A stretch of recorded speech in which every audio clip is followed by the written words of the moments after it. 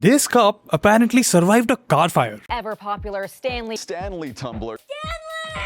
Cold. And saved the ice in it too. has ice in it. Devising the craft and science behind a product fit for commercial purpose is the job of an industrial designer. Most inconspicuous industry on the planet. The hoodie you're wearing, the mic, the watch I'm wearing, designed by an industrial designer. They are the people that decide how heavy your Vision Pro is, or how chonky your Cybertruck looks. Vyas is the founder of Analogy, an industrial design studio that aims to give what the modern consumer wants from their products. Let's say you guys are Apple and you want to design the next Vision Pro. We are trusted advisors to take that and we design the product entirely for you. At Analogy, ideas turn into products. The Indian consumer was getting much more educated with brands. There are US, European brands that come in and they're selling better products. How do we equip Indian entrepreneurs to have all of the advantages that these brands outside of India had? More and more Indians now want to own Stanleys, Apples, IKEAs, making industrial design even more relevant in the current day. Alongside Vyas and his team, Today, we see what it takes to run an industrial design studio the off-campus way.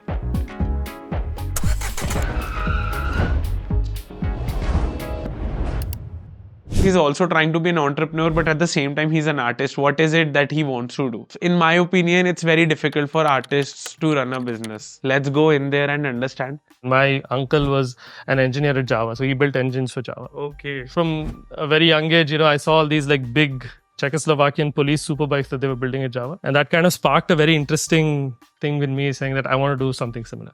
Just like us, he had zero idea of what industrial design is. Initially, I assumed that mechanical engineering was what all of this was. I spent some time at General Motors. That was my first exposure in the industry. Okay. As a mechanical engineer, though not as a designer. But that's where I found out the field of industrial design. As and when I progressed through my career, the bug of entrepreneurship always kept popping up. But I would always stop and say, yeah, I think it's too early. Financially, in terms of building my network, visibility also had to be better. Any client would then doubt my credibility as a founder. How can you develop my product when you've never done anything so far? Right? Then later on, when he realized, oh, this can be a really great field to enter into, he went to North Carolina State University to actually study design.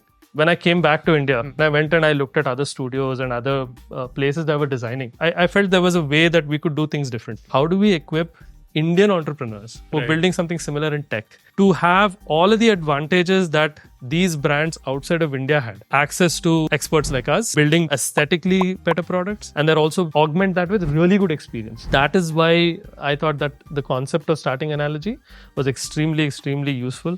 So my vision is that Indian companies should not just sell in India. It should be in India and for the world. In the next 5-10 years, that's going to happen. So he's a very chill and a cool guy who actually wants to help people through his design. What are some designs that he uses daily but really frustrates him a lot? He started with Apple. I own a pair of Apple Airpods Max headphones. Compared to a Sony 30,000 to 70,000, I don't see a lot of value in that. Metal gives a perception of quality. Whereas on plastic, which is the Quest from Meta, it's not so high quality when you feel it. My 4-year-old doesn't know that. He throws the AirPods, it's got like 5 dents already. It's extremely hurtful.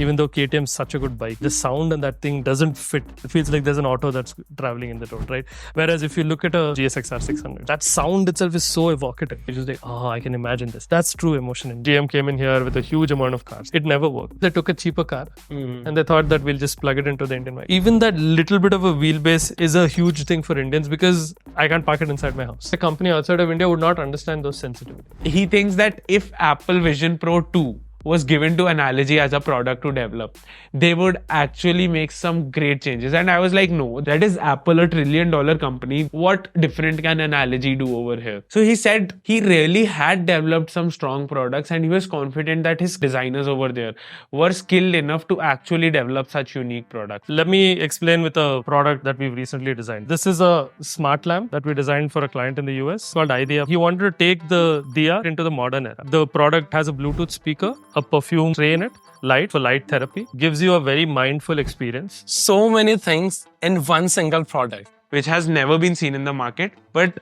the crazier part comes now. The lighting inside that product had a particular pattern to it, and that pattern was exactly how we breathe. This is designed for a client based in the USA. He wanted to find a way to make the habit of eating food for the dog more engaging. And you put it on the floor, So the kibble sits inside these little pockets. The dog has to then hunt for the food. Finds very enjoyable. That made any sense to me. I thought it would be a washroom mat for soak your water. And then there was this black pot. So this is a product called Zook. The product is a hookah. Okay. You have older people and then you have Gen Z. How do we make sure that it addresses both of these? What did the client actually ask for? People walk through the bar, tend to trip over the tubes, snag the hookah setup, and it's very expensive. He came up with the suggestion that let's try to make it electric. On top of this, there's a display where it tells you number of puffs you have taken and how many puffs are left. A lot of testing went into the correct heating temperature, thickness of the nichrome wire that we should use. And of course, our guys also enjoyed testing it because it's basically free hookah for us.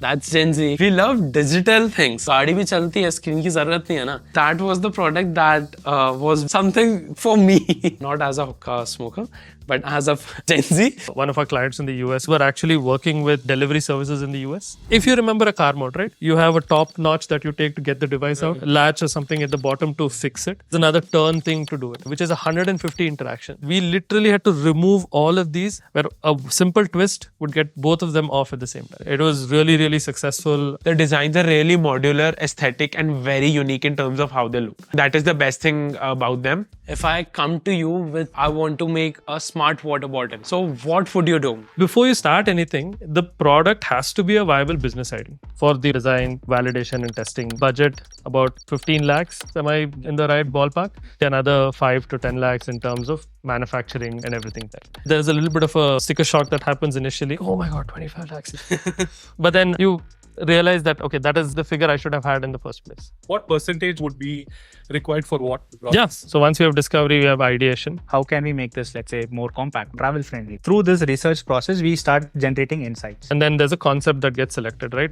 So up till there, I would probably say 30% of the overall budget. It would go from there to concept development. Into something more tangible, something more meaningful, something that we can actually give to the designers. Then the details start getting added, throwing in colors. We start thinking about where can we place the branding of this. And once that gets done, there's another 40% of your budget. And then the last bit, we take it to the computer. We start all the mechanical engineering. How can we make it sure that the way we have envisioned the product is how it's actually going to roll out of the factory floor. Bringing it to market, sourcing, all of that will be the rest of the remaining 30%. Okay. You wanted to know how much is Analogy actually making. Clearly asked him, how much revenue are you guys generating? But he wasn't telling us. We do around 20 to 25 projects in a year, and our average project value is around 40 to 45 USD.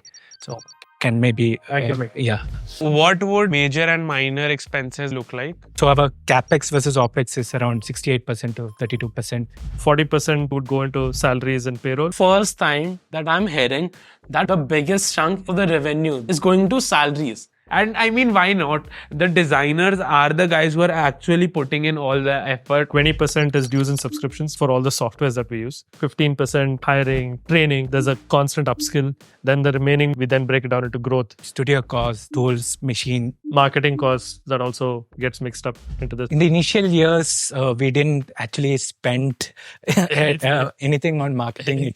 And the learnings I would take from that is don't do that. Invest in ads, you invest in website, you invest in SEO. So you're left with 10 to 12% of profit at the end. Some years we have what we call unicorn projects, some at a very high revenue. That sometimes will push it out to 20 to 25%. So that's a good year. There are some months when they're not working on any of the projects. They have zero income flowing. But Vyas knew that he has to maintain his finances in such a way that he sustains his business really well. That was something I really got to learn from him. I thought artists don't know how to actually build businesses. I think Vyasa knows it all perfectly. So let's say someone has to start an industrial design studio. What would the investments look like? Invest in people first. Pay them really well so they are invested in working with you. 30% of your overall investment into lead generation and client acquisition. If you have around 15 lakhs overall investment, you could start a studio similar to this. Who is it that you're going to serve? Who your ideal clients are? How are you going to go find them? How are you going to drive value? Even as an established studio, we didn't know where our audience was. And for a young founder also, I would definitely say this is something if they establish early on, they'll avoid a lot of painful situations. Please be confident that at least you are running 3 to 4 projects in a quarter. Until and unless you have 6 months worth of income for your business, please don't get into starting a company. The third most important thing I would stress upon is it's very easy to be an entrepreneurial designer, right? But it's extremely tough to be a design entrepreneur. Until and unless you're not ready to let go of design, don't start a company. So again, remember, you're just starting out. Just because you won one award doesn't mean that the world will appreciate that. So Vyasa already talked about how there are such less industrial design studios, and now Analogy gets about 800 to 850 applications every month, but they only hire just one person every 6 months. There is a little bit of a test round that happens. Okay, why don't you design a hairdryer? And then in the middle, we'll say like, oh, the client just called and they wanted completely cordless.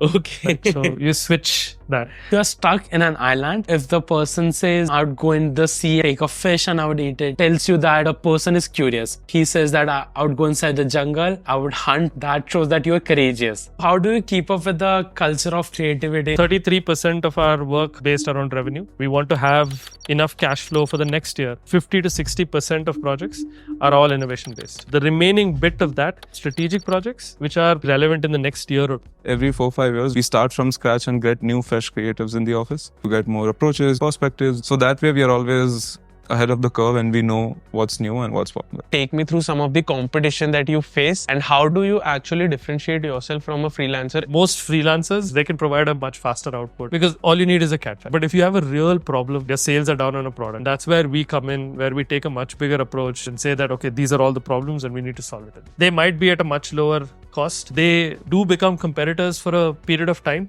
but eventually the market stabilizes at some point of time and we can still ride the wave. If I want to get something designed, I would go for a freelancer who would do it for a very minimal charge, like 1,000 rupees, 2,000 rupees. And then there's companies like Analogy taking 15-20 lakh rupees to make a design. मेरे को small pizza चाहिए, मेरे को मिलेगा, मेरे को large चाहिए मिलेगा, पर मेरे को medium खाना है, तो medium तो है ही नहीं. So there's a very, very, very big market to people interested in design. I never knew that such kind of things also happen, but Vyasa built an entire business around it. I think it was a great day of learning.